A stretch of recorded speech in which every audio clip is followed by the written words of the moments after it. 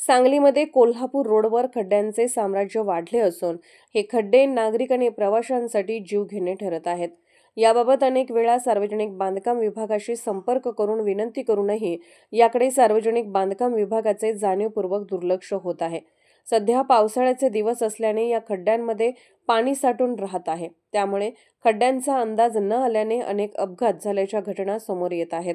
सार्वजनिक बांधकाम विभागाने याकडे ताबडतोब गांभीर्यपूर्वक लक्ष घालून सदर खड्ड्यांबाबत योग्य तो निर्णय घ्यावा, अन्यथा येत्या 4 दिवसात सार्वजनिक बांधकाम विभागाच्या विरोधात कोल्हापूर रोडवर चक्काजाम आंदोलन करण्याचा इशारा लोकहित मंचचे अध्यक्ष मनोज भिसे यांनी दिला आहे।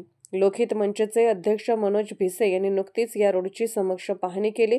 सार्वजनिक बांधकाम विभाग एखाद्याचा बळी गेल्यावर जागा होणार का, असा सवालही लोकहित मंचने उपस्थित केलाय। सार्वजनिक बांधकाम विभागाने फक्त मलईकडे लक्ष न देता लोकांच्या समस्येकडेही डोळे उघडून बघण्याची आवश्यकता आहे।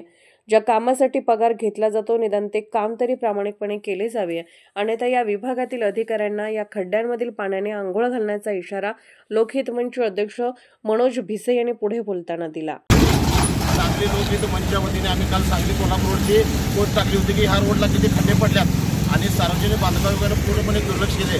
मी जे आज इथं खड्ड्यात आलोय, हा किती मोठा खड्डा आहे बघा।